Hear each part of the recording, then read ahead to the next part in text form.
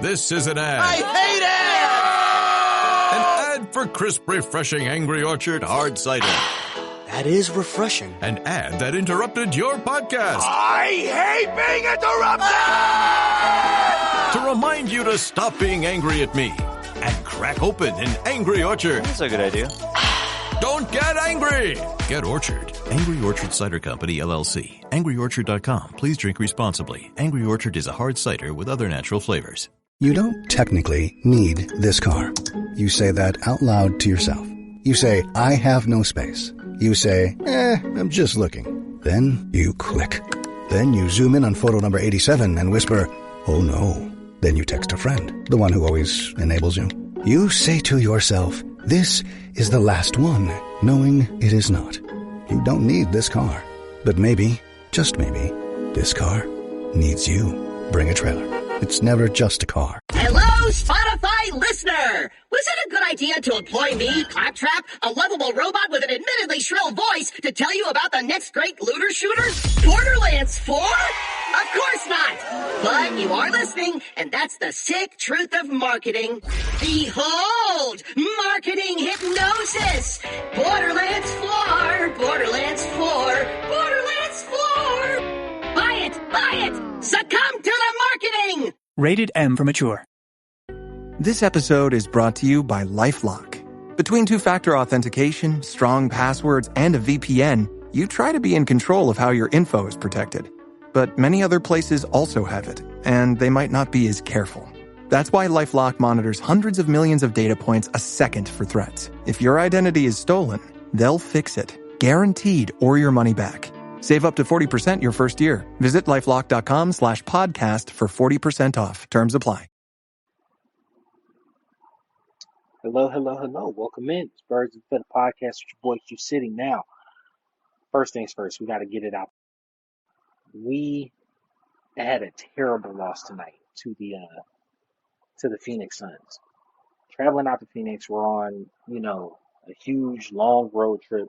We'll be back in Atlanta Tuesday. I think that kicks off the homestand versus these very Phoenix Suns. But I think the biggest part of this game was just the inability for the offense to find a groove. Once again, another Jalenless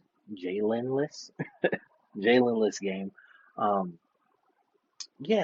Him not being available, you start to see as being like a huge part of the offense not being able to flow consistently. And, it's a big enough sample size that, like, in terms of secondary playmaking, he's as important to the offense as Trey is at this point, right? Like, they've built standard pieces of the offense around him at this point. You still get those chaos lineups is what I'm going to call them. I think he called it something different, but I'm going to call it a chaos lineup where no Trey on the floor, and in this instance, it would have been no Jalen on the floor. You got Dyson, Veet, who tough through an ankle injury tonight. I'm really, really interested to see if he's going to play in the next game, which will be tomorrow. I think it's a back-to-back. Kind of anticipate him sitting. But tweaked the ankle early, fought through it just because, don't want to really say it. Roddy got in the game, and it's not like he's a bad player, but we're kind of getting up there on depth. You know what I'm saying? Consistently. Another wing goes down, we might be in some trouble. Speaking of wings, I know I'm all over the place, but Dre had a terrible game tonight. He kind of knocked down some big ones late, big threes late, but like he got 3 fouls in the first quarter, and it just threw his whole rhythm for the game off. It just threw his whole identity for what he was going to give to this game completely off. Bogey had some good shots. You were able to get manageable defense from Garrison and Bogey, those minutes that they shared the floor, which I can honestly say it never felt like Phoenix just blew the game open, right? We had a little flurry at the end. Trey missed a three. Trey ended up missing a layup that just, kind of completely quelled any comeback hopes. But it almost felt like we were always right there. Like, the effort was there. Didn't really see a lot of lazy plays, lackadaisical plays.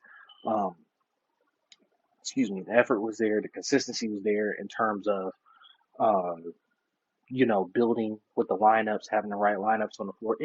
Shots just wasn't falling. And sometimes, that's the type of night it is. I think the mark of a really good team, because it's not like Phoenix had a crazy shooting night.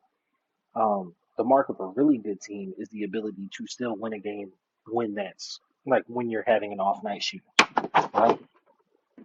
When nothing is going right, when your stars are 3 from 16 for the field, uh, still being able to pull out a win. And the Hawks, just as a team, they not there yet. All right.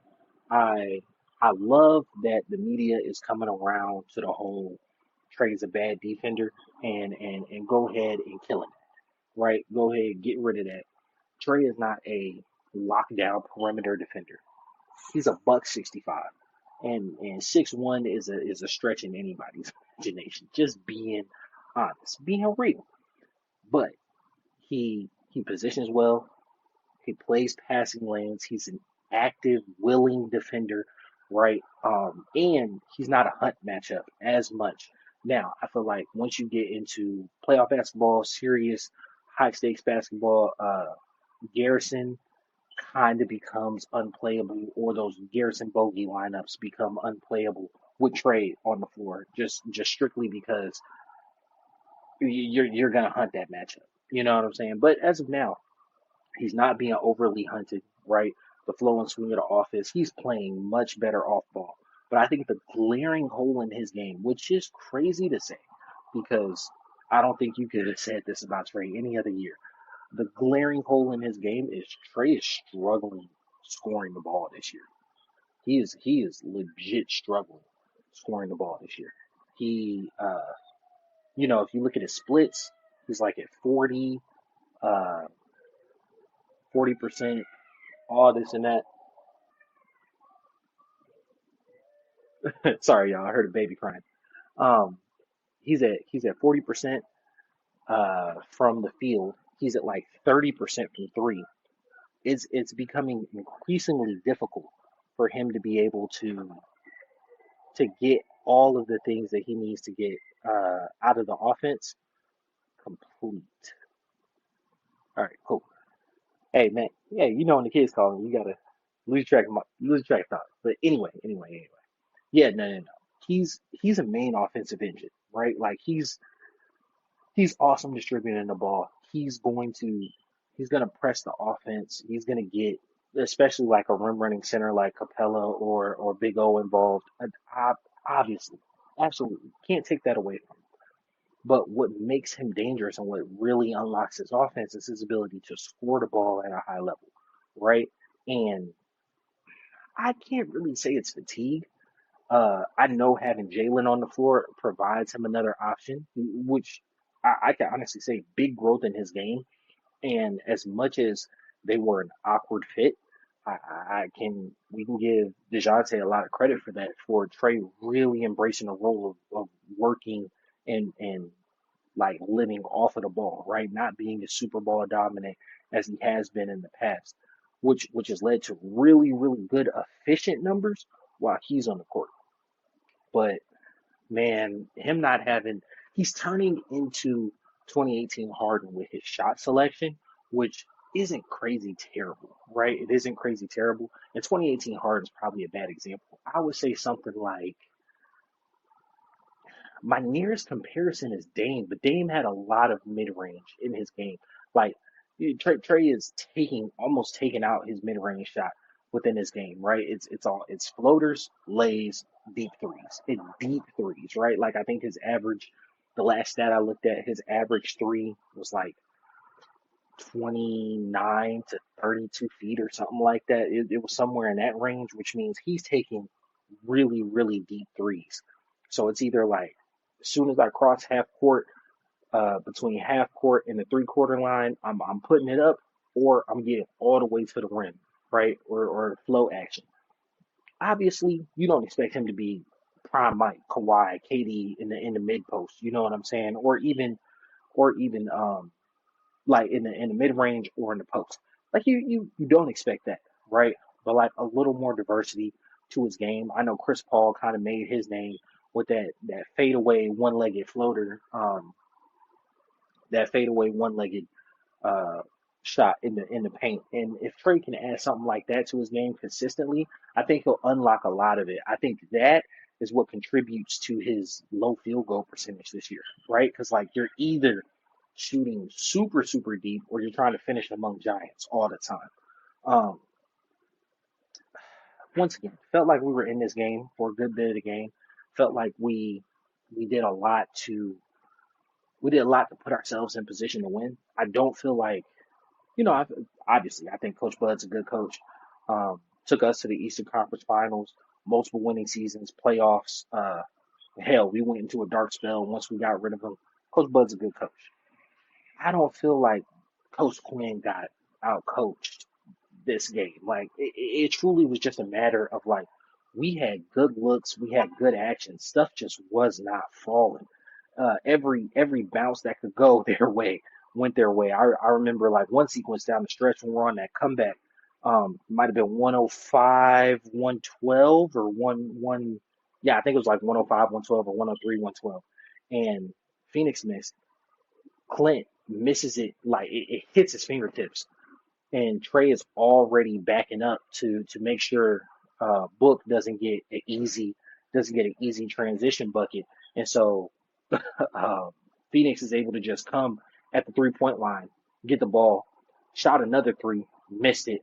Trey comes back up, um, and then basically Phoenix gets a rebound, starts a fast break, just like bam, immediately, right? And it's like, yo, where are we? Where are we going right now? You know what I'm saying? Anything that can go wrong will go wrong, and that's the type of game it was. I don't. This is expected on road trips. Drops us back down to 500. As a team, playing 500 ball ain't the worst thing in the world, right? We had the number one pick last year, and I know people like, oh, we had low lottery odds, and we ended up with the number one overall pick. And this, I get that. But at the end of the day, we had the number one pick last year. We're 500 ball, 38 games in. So 38 to 81, 19 to 19. It's not terrible. We'll get there. Keep the faith. Keep going with it. It's been your boy Q City. Always tune in to the After Game Lives. I'll be there. Subscribe to the YouTube page, BOAF Media. Taj is under the weather, so as soon as he gets back up, we'll be dropping more Falcons content, and we will have our first Hawks podcast of the year coming up. So it's been your boy Q City. I'm out. Peace.